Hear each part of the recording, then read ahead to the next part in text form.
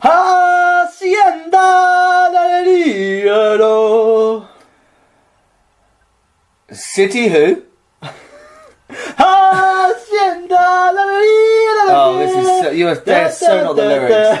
They are so not the lyrics. I'm not sure. That is racist. It's just moronic. It's not even the lyrics. Right, you do the. I've never even I haven't seen it for years. What are the lyrics? What is it? Go on then. It goes, Lion King. It's about to start. It's about to start. It's a movie and a cartoon. And also a musical. Welcome to Miffs.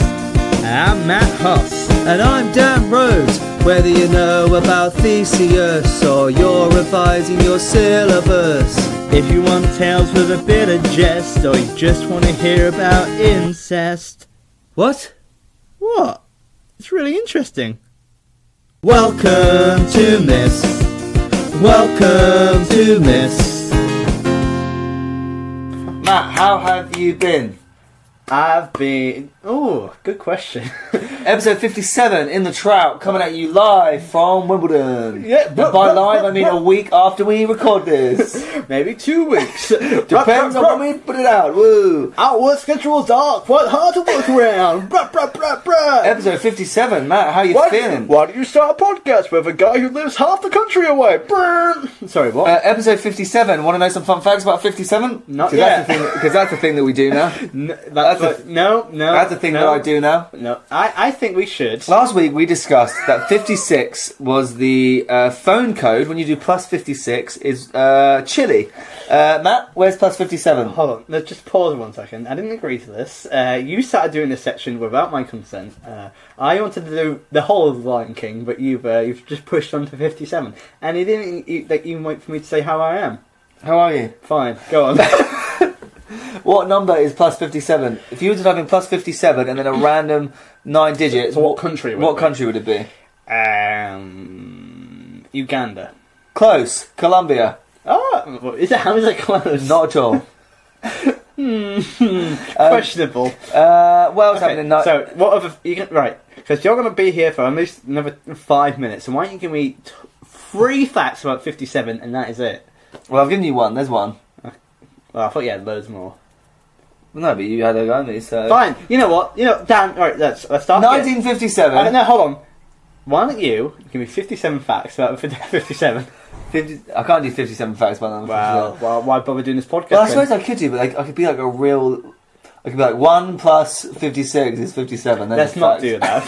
Let's just pretend you've done that. You got to 55. You got 2 more. Alright, in 1957, yeah, Volvo invented the 3-point seatbelt. I thought you were going to say... And it was so revolutionary in terms of its safety that they gave it to other car manufacturers for free. Aww. They gave the patent away for free because they knew it would save lives. Good job, Volvo. Good job. What else happened in 1957? Hold on. Let's just... I thought you were going to say that Volvo invented the car. Or the wheel. Not good enough to go back to. Okay, carry on. As I was saying, the Soviet Union in 1957 released Invented the car. Sputnik into the atmosphere. Sputnik, of course, a famous space ship rocket thing. Who was the first dog to go into space? I can never remember the name, but Leica, that was it. Yeah, died. Last one. Couldn't get him back. There's some facts for you. I'll let you carry on now. Yeah. So thank you for that. Is that going to be? Is that from now on? In 1957, President Truman went to Disneyland and famously refused to go on the Dumbo ride because he said he didn't want to be... He was a Democrat and he didn't want to be riding in something that was seen as the emblem of the Republicans. Genuinely? Fun fact. Because we discussed 2 weeks ago that 1955 Disneyland opened, so that's actually quite... 1956. Yeah, 1959 open. 1957, President Truman went and he didn't get in the Dumbo ride because it looked like it was obviously an elephant, and that is, of course, the logo of the Republicans. Well, take it away for the next 40 minutes, Matt. It's like, I've done my work. You carry on, Matt. Okay, well, how have you been? Yeah, I've been okay. It's been quite a tempestuous time for Little Man House, but nothing serious. Just kind of dumb stuff, I guess. But I've recently been at Leicester Comedy Festival. Good job. Where's that held? Nottingham. Hello, my friends. Yes, our big fan base there. No. No one from Miffs came. No one from Miffs came. How many people do you know in Leicester? I know like quite a few actually. I know at least 2. Is that a lot? Oh, for your friends, yeah. You have like, I know 5 people. One is Mother. The other is my secret brother Darius. Do you have a secret brother called Darius? Yes. Good. Okay, so with yeah, last was good, but I enjoyed it. But I did 3 shows there. Wow. That's one more than 2. Want to know facts about the number 3? Actually, can you do all the shows retrospectively, if that's okay? So, tell me about number 1. Since you were so insistent on doing this, let's fuck off the Leicester Comedy Festival anecdote. No, well, let's do every single number, okay? Because this is why people tune in for this. Not for the myth, not for us, our dynamic, for facts about numbers. That should be another podcast. Go on. How was the Leicester Comedy Festival? No, I insist. The first 5... I want to fact about number 1, number 2, number 3, number 4, number 5. Even if to Google it right now, I'm insistent. Fact number 1. Yeah. About number 1. The number 1 was invented, like the symbol, the 1. Yeah. Was invented by the Romans. Was it? I'm assuming. Wait, so these aren't even facts anymore? No, of course I am. You made me do this. Okay, they have to be kind of different. So number 2. Okay. Fact about number 2. Mm-hmm. Oh my god. You are twice as likely to commit suicide than you are to die as an act of violence. Are you saying that to me specifically? Specifically, yeah. Because I have a bit in my new comedy show, which I performed at Leicester Comedy Festival. I do a bit, which you've actually seen. It's like a bit like saying how I'm doing. Like I'm not depressed or anything, but I have picked out a song which I would kill myself to, and it's a good song, isn't it? Yeah. It's slightly too dark for this podcast, Yeah. isn't it? Wow, that went a dark turn, didn't it? Hey guys, come and see my new show, Here Comes Your Man, at Leicester Comedy Festival. Oh wait, you didn't turn up. I'll bring you 2 friends. Yeah. Would have been helpful. Look, let's drop this facts thing, because obviously I don't know them, because obviously I have to look up the facts before I do the podcast initially, so it looks like I know the facts, but it's actually I remembered them from 10 minutes ago when I read them. This happens in the myth as well, because I'll ask you something about the myth which you have no idea about, and then because in excitement, I told you something about it, and then you say, yeah, it's something like this. It's like, well, you just ruined the surprise then. But to go back to Leicester Comedy Festival, what did you do? How was it? To be honest, there's not a lot. To be honest, I think I've made in a haiku. Well, you can't. Haiku was my idea. Okay, I'll just tell you normally. Basically, it did 3 shows. One of them was the vegan show. One of them was my new show, which went down pretty nicely. Although I had some, let's say, I had some dating issues recently, and I got surprise. The issue is she's dating. But the thing is, things hadn't gone to plan, and I was a little bit upset. And at the end of the show, my show Here Comes Your Man, it's all about love and romance and stuff like that. And at the end of the show, because my life hasn't finished. It hasn't got to. Thank God. Suicide song. Yeah, I was going to say, I haven't had the song yet. But so instead of in lieu of like stuff in my life happening and talking about on stage, there's no end yet. So therefore, I had to make an ending for Leicester Comedy Festival. And what I did is I wrote a letter to my future wife, which is supposed to be like a callback kind of mechanism. Just like to say, I have actually seen this show, and and I do remember this bit. Yes, yeah. However, I rewrote it with lots of different callbacks in. Oh, thank God. But I'll be honest, I got a little bit emotional on stage because I was really giving a lot of sentiment and being like, I can't wait to see you, I can't wait to be in your arms. And lots of callbacks. But, tell you what, Leicester, here's a fact about Leicester then. They don't like the sentiment. Oh no, they wanted jokes. They did not get it. They got a sad man. Imagine that. People, they pay for the gig. A whole £8. You paid £8 to go to a comedy show and a guy just cries. Hey, I didn't cry. A letter he's written his imaginary future wife. And I didn't cry. I got a little, some tears in the eyes, if you know what I mean. But it was quite an odd experience because I thought it'd be a really tumultuous and really grand ending. But everyone's like, just just saw a man get stabbed for like 5 minutes. It was good. To be honest, I think it's funny in retrospect, but like at the time, my friends came along and was like, "Hey, Matt, that was interesting," which is never a good sign, is it? That's never a good sign.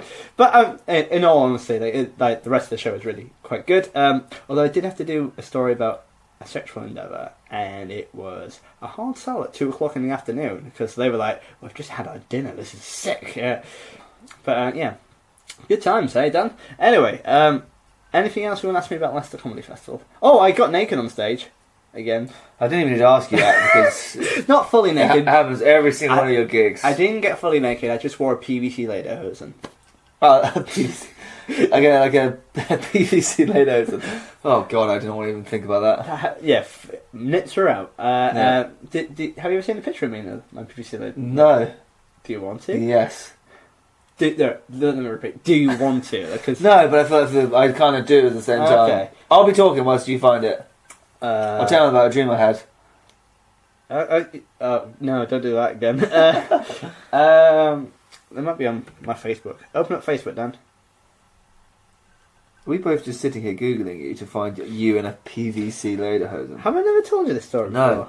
It's I did a show called Cabaret Macbeth when I was 17 years old for my drama teacher called Mrs. Moss, and it's a very weird play. Oh, here we go. Are you ready? Okay, we're back from the edit break, and we didn't take ages to find this, but we found it. Okay, so there, as I mentioned, so I did a show called Cabaret Macbeth when I was 17 years old for my drama teacher called Mrs. Moss, and it was basically a 1930s cabaret version of Macbeth, lots of sex jokes and stuff like that. Yeah. I played a German rent boy called Gunther, and my partner was called Helmut. Okay. Helmut, yeah. yeah. And I had to wear this outfit. I'm not sure if you can see me there, but... Oh, I have seen this before. Yeah, yes, I yeah. have seen this. Your Yeah. PVC lederhosen. And I had to wear Wow. that at Leicester Comedy Festival for the GCSE Revisited show, and that was also something that didn't get much laughs either. Wow. Didn't smash Leicester Comedy Festival. It was a good preview. I learnt a lot. For example, never do that again. Again, yeah, that was good. Well, at least you've all learned something. I've given PVC lederhosen. That's what I learned. Oh, Matt looks good in a PVC lederhosen. Are we ranking my outfit? Life No. skills. Never again. Morals. Do not look at this if you're under the age of 18. Creativity. Yeah. Pretty creative, actually. Yeah. And what the fuck? 10 out of 10. 40 out of 40! Woo. Alright. Matt, shall we go and Part 6 of the Odyssey now. part 6 of the Odyssey? Let's rock it. Yeah, we say that phrase all the time, don't we? Every week. Dan, That popular segue where we pretend to ride a motorcycle into the next jingle. I bet on hell.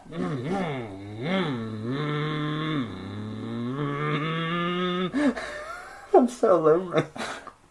Welcome to the Odyssey, where we meet a man stranded at sea, searching for home with varying success. Why didn't he just book a National Express? Alright, Boom! We're back in. Alright, time for this myth. Now it's time for... Matt, quick recap. What happened? Go. do you want me to tell you earnestly, or a fun little thing? Just see how quickly you can do it. Go. Oh, time myself. Okay, good idea. 5, 4, 3. Odyssey. Oh fuck! 1 second. Wow. All right, let me try again. 5, 4. Odyssey. A man called Odysseus is trying to get home after the Trojan War. He's crashed on many islands. He's stopped at the Phoenicians. He's telling them their story. We talked about his battle with the Cyclops, battles with people all over the place. He meets Circe, he turns his men into pigs. And then he also goes down to the underworld to seek directions to the future and also stuff like that. Bye. Done. 23 seconds. What? Even by my standards, that was pretty poor. What? You can try and do better. Try and make 23 seconds to do more detail, okay? Okay. And go. Right, Odysseus is on his way out from the Trojan War. He gets stuck on an island. Oh my god, what's going to happen? Loads of things happen. He gets stuck. A woman turns him into pigs. He gets stuck on the lotus flowers and they make him eat stuff. Meanwhile, by the way, his wife is at home on Ithaca and they're looking for him and they don't know where he is. But we know what's happening because he's with Cyclopses. They're killing people. Giants are killing people. His men are all dying. He's going back to the underworld and that's where we are right now. What's going to happen to Odysseus? Let's find out. Go. Damn, it's 25 seconds. Fuck! Yeah, it's hard, isn't it? Ah, fuck. And, you know, I think mine had a bit more charisma to it. And also, I had to try and remember what happened halfway through. Bottom line is, he's just been to the underworld and told that he can't have his men go near some cows. Yes, that's really important. That's all I remember. Or else bad shit will happen. Bad stuff will happen. And, you know, like, imagine that happening. That's crazy. And there aren't that many of his men left. There's only one ship left. Yeah, one ship full. And bear in mind, he's also, in terms of the narrative, he's also telling this story at the party. At the Phaeacian Palace. This is all a flashback. All a flashback. All right. Or as they say in France, a back-a-flash. Back-a-flash. Do they say that in France? They say, we. You wanted to say something racist, didn't you? Right. Let's go. Daniel, would you like to start book 12, the final of the adventure books? Yes. Odysseus' men, having left the underworld, arrived once more on Circe's isle. Yeah. Can you say that word but very Yorkshire? Yeah.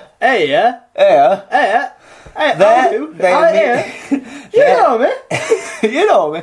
There they immediately set about retrieving and burning Elpenor's body, the guy that they bumped, that fell off a roof and broke his neck. And they saw him in the underworld. And he said, "Hey guys, did you sail off without burying me?" Yeah. And they were like, "No." And he was like, "Guys, please go back and bury me." He was like, "Okay, fair enough."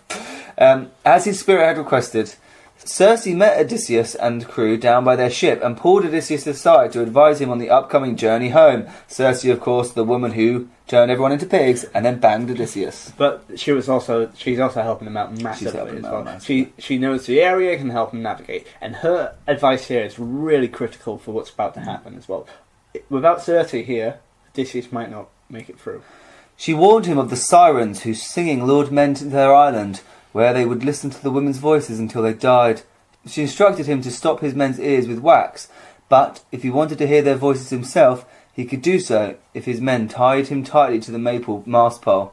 She warned him next of the dreaded crossing of Scylla and Charybdis. Right, We've come across these guys in Jason and the Argonauts, just saying, guys. But this is like their origin story. But before we get to Scylla and Charybdis, let's talk about the sirens, because I think that They know who the sirens are. We had them in Jason and the Argonauts. The women that are like, "We are singing beautiful songs," and then they're like, "Oh yeah, let's go over there and get some." Oh, they sound really sexy. Sound right sexy. Let's go sail over there. Oh no, we're on the rocks. Oh no, we're dead. Yeah. Why? The rest, like Odysseus' men are all Yorkshire now. He's left in the Yorkshire belt. Yeah. Yep. Oh no, pal. Oh, the gravy boat. the gravy boat. Oh. Also, like, here's a little thing, Dad. When I moved down south to university, when we had like Sunday roast back when I was a meat eater, they would have gravy, but not a lot of gravy, right?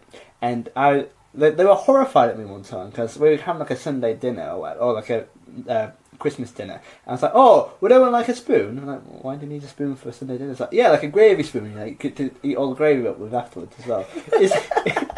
Is that because up north that's normal? No, you have a lot of gravy down south, but you don't spoon the gravy into your mouth like soup afterwards. Yeah, for sure. No, but that's exactly what you do. Yeah, but the whole point in Yorkshire pudding is to mop it all up, all the gravy. Gravy's the best part. My dad would always say, "Oh, gravy is the best part." And he would get the plate and then slurp it all up.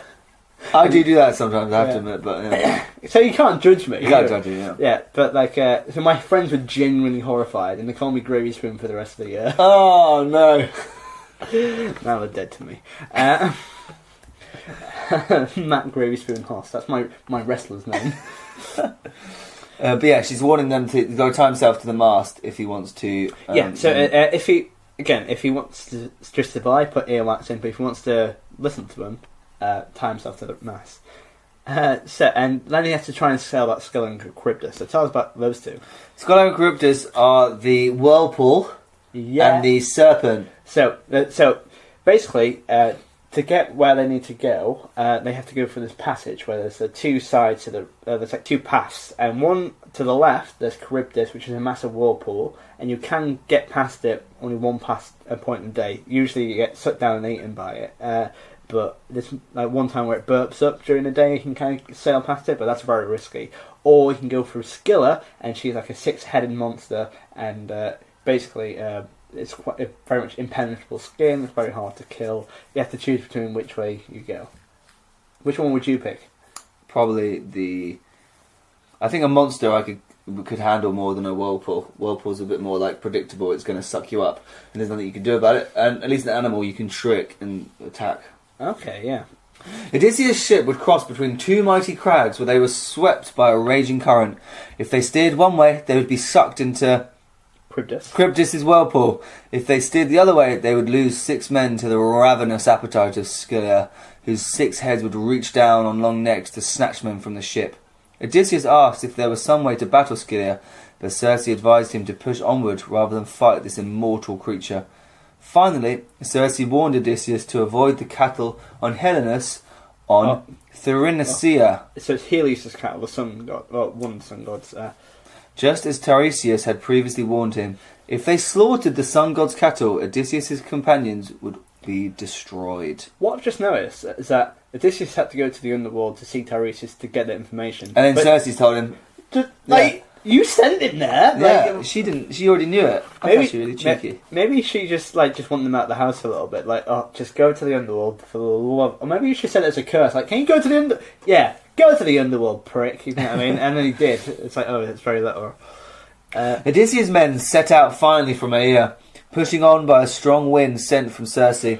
Oh, she can also. But yeah, what? Hold on. Like, is Circe like that? She can do all the powers. Yeah. Like, as they approached the Sirens' Isle, Odysseus warned his men of the danger and stopped their ears with wax. He himself listened to their enchanted music while tied to the mast, and his men tied him even tighter when he begged to join the women who sang so sweetly and enticed him with the promise of infinite knowledge. Okay, so in the book, so he's tied to this mast, and he's doing everything in his power to get free because it's part of their thing, but his men can't hear him. But in the poem, it says that he tried to suggestively with his eyebrows suggest to let him free. He's just like, "Let me free, okay? Yes, let me free." And that's like he tries to like gesture with his eyebrows, and yeah, it just kind of like doesn't work. Yeah. Actually, I'm gonna do some suggestions with my eyebrows now. And Dan, what do you reckon I'm trying to say? You're saying you would like to make love to me? But yes, but what else am I trying to say? That's what I say off podcast anyway. Yeah. I'll try it once more.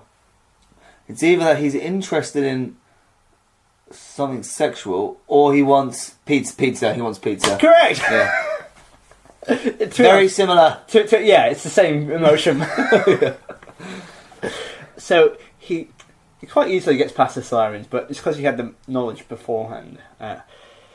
After Odysseus' ship left the peril of the sirens behind, it approached the perilous sea crags inhabited by Scylla and Charybdis. Odysseus strengthened his men's resolve to travel through the dreaded pass and warned them to avoid Charybdis by any cost.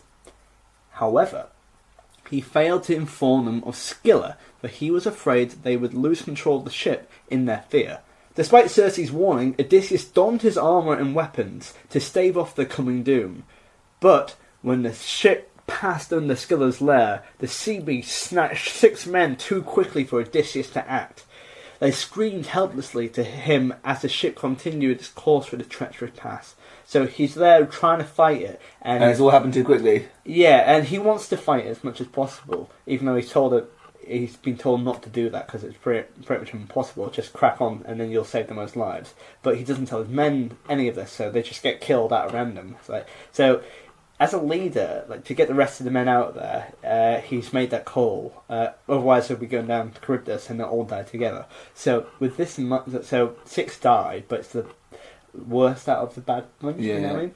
So they make it past Scylla, and just again to talk more about Scylla. Scylla has a really big history and mythology as well. Like Polyphemus, there's lots to do with Scylla's character. She wasn't always a sea beast. I think she was a princess once, and then she was, through metamorphosis, she is turned into a sea beast as well. Oh, wow.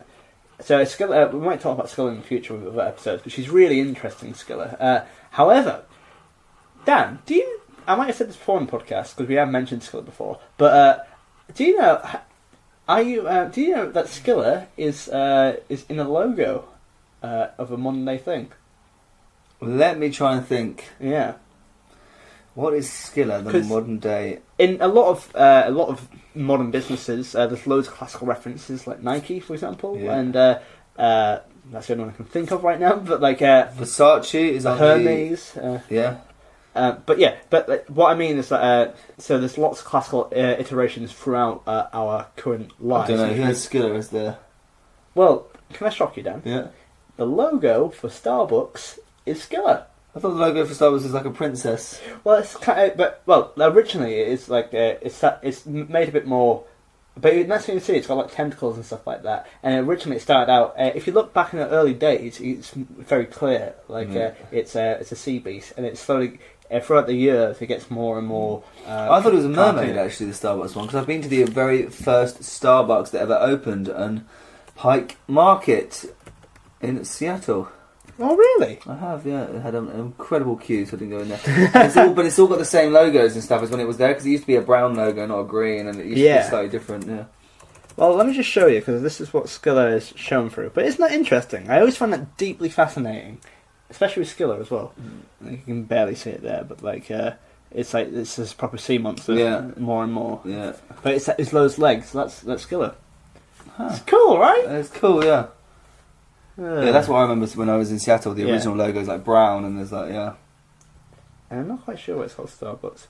But are you sure it's not just a mermaid? I always thought when I was there, because I read about the history of Starbucks when I was there, and it just kept referring to it as a mermaid. No, because I'm in well, it says mermaid there, but I was taught about it in my university classes, so I'm pretty sure that people with like professor's degrees, so they're probably right.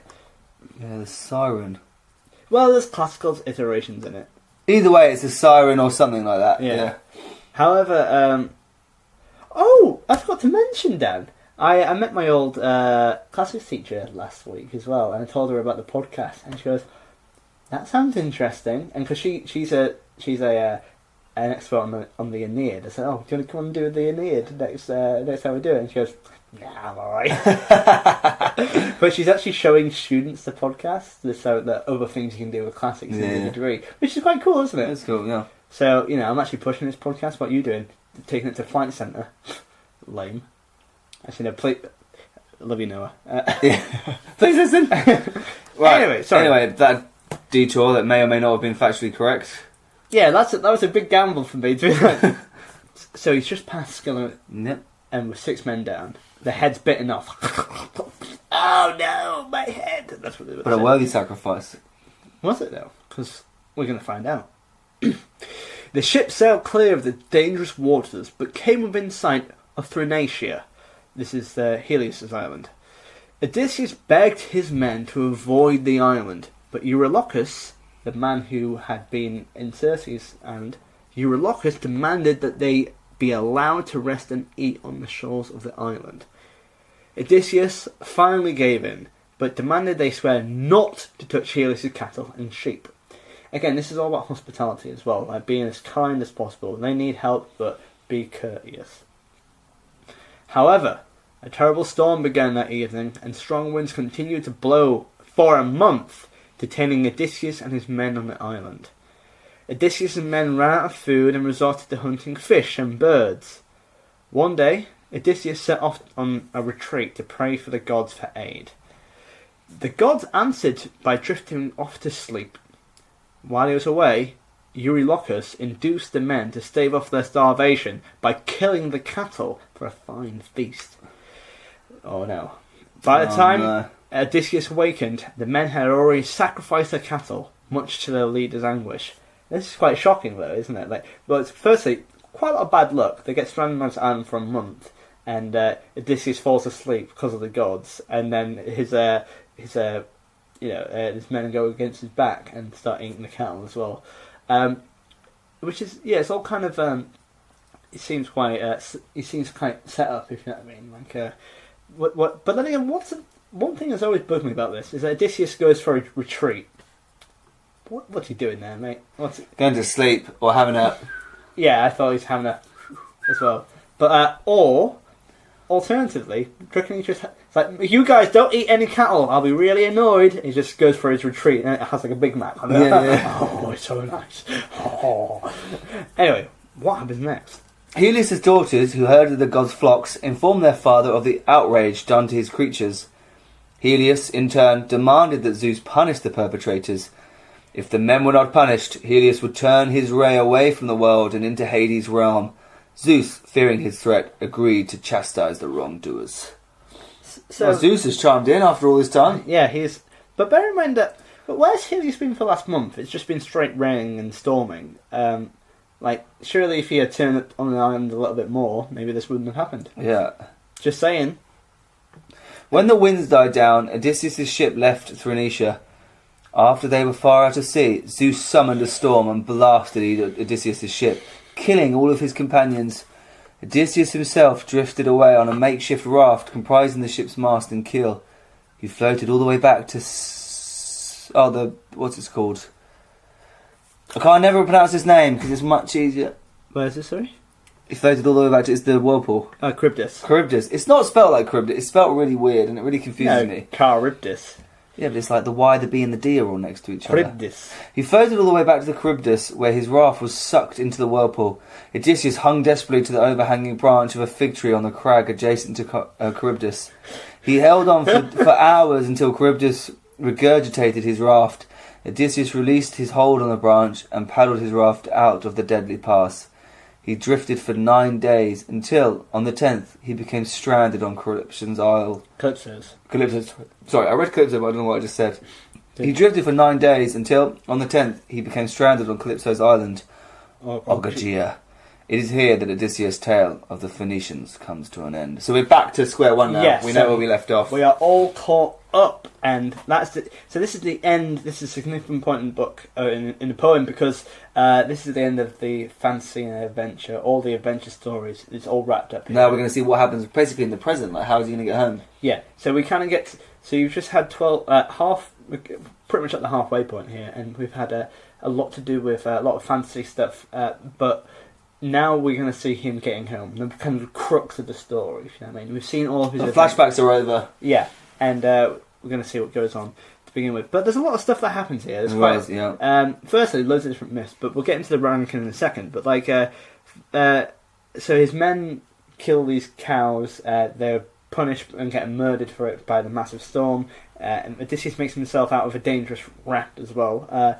And even though he holds on for hours, and which I think is quite funny, just like and but I think it's a really nice story, though, isn't it? It is. It is a nice story. But with what comes with all nice stories is a review and a rank. Here we go.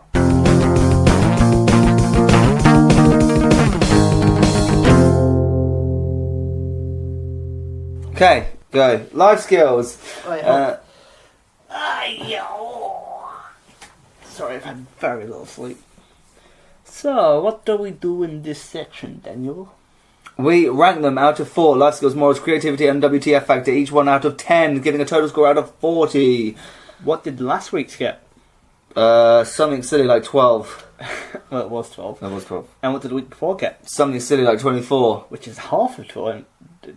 Double of 12. Oh, numbers. Anyway, let's start with life skills. Practical things we learned. We learned how to survive a whirlpool. Well, yeah, we did. We learned how to not listen to your leader when he says don't eat the cattle. Yes, we learned how to fall asleep. Learn how to fall asleep. Learn how to make a good barbecue. Yeah. Learn how to tie someone to a ship and avoid the sirens. Learn how to wiggle your eyebrows. Yeah. Like, podcast listeners, guess what I'm saying?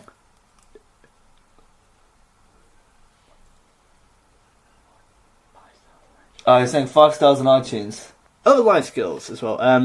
I guess we learn sirens and we learn how to sing. Learn how to sing. Learn how to bury someone. Learn how to bury someone. Learn how to put armour on. Yes, learn how to be a good leader, I Yeah, guess. sacrifice your men for the greater good. Learn how to swim. Learn how to. I think 6 or 7. I could do a 6. Yeah. Next. We're really rattling through this as well. Yeah. Morals. How to be a good leader, that's a moral. How to not listen to your men, that's a moral.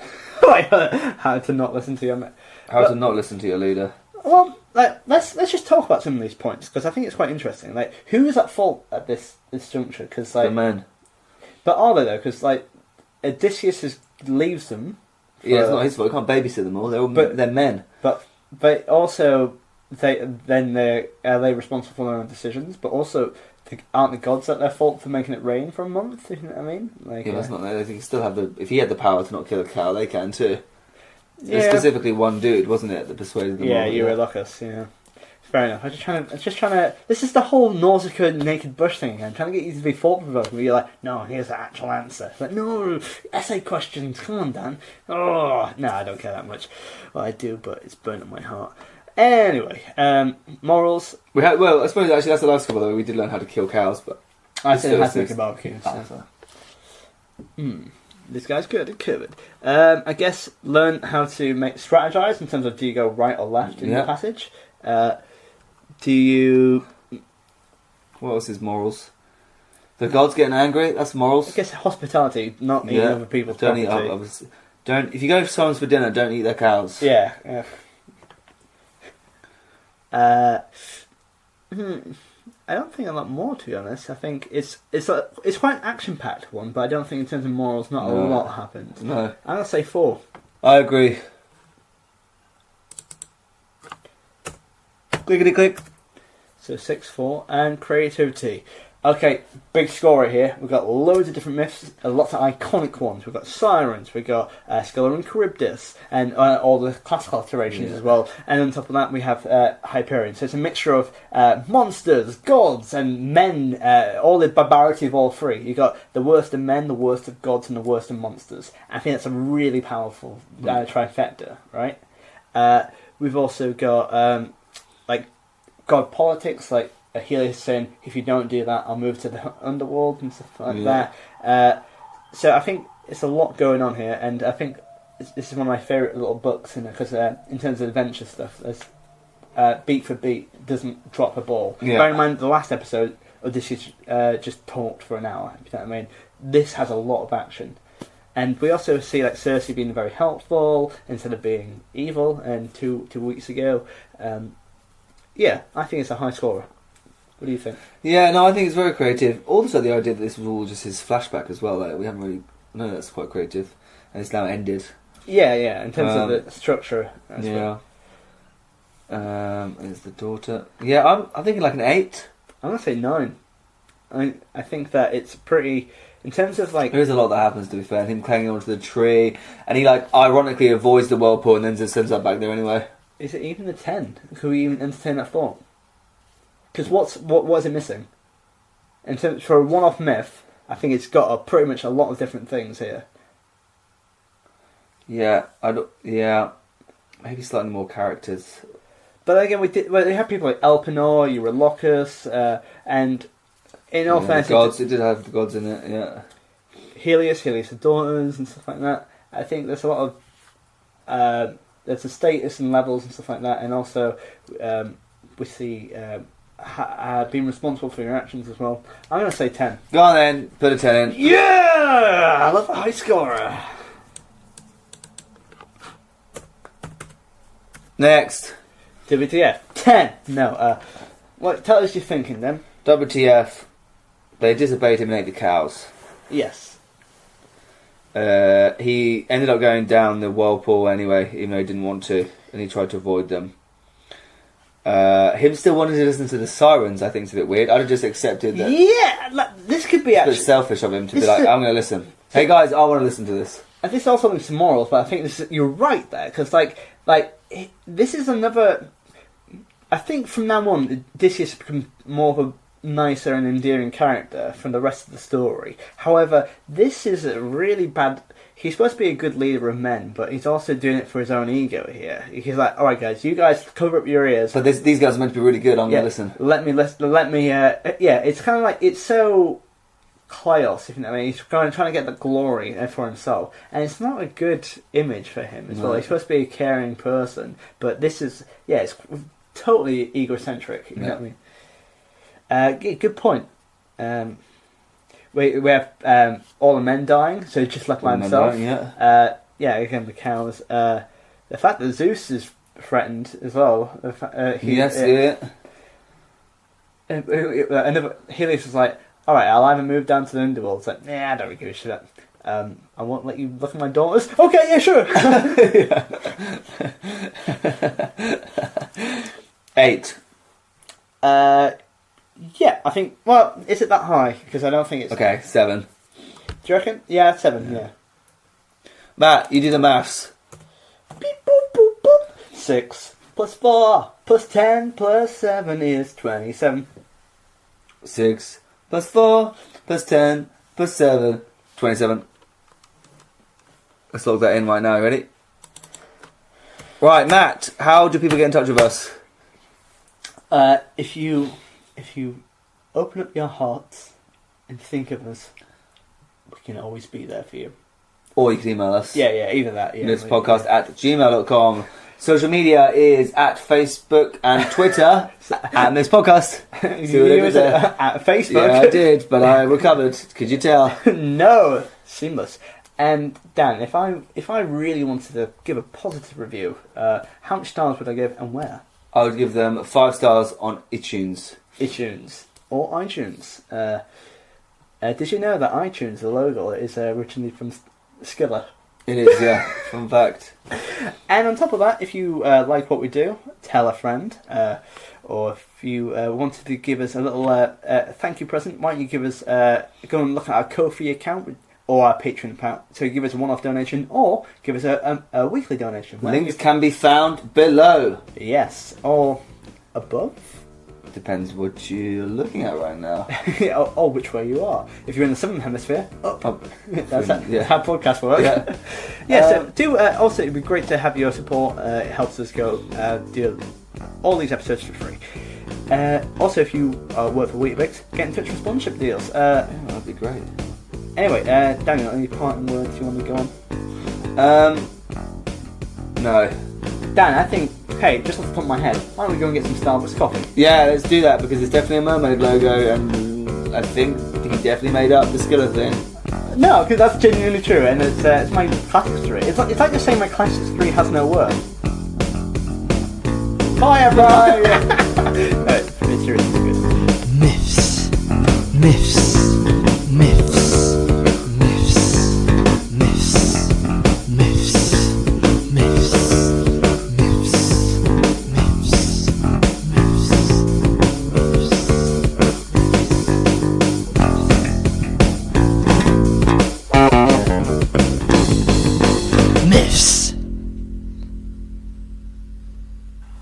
Loads of bitches.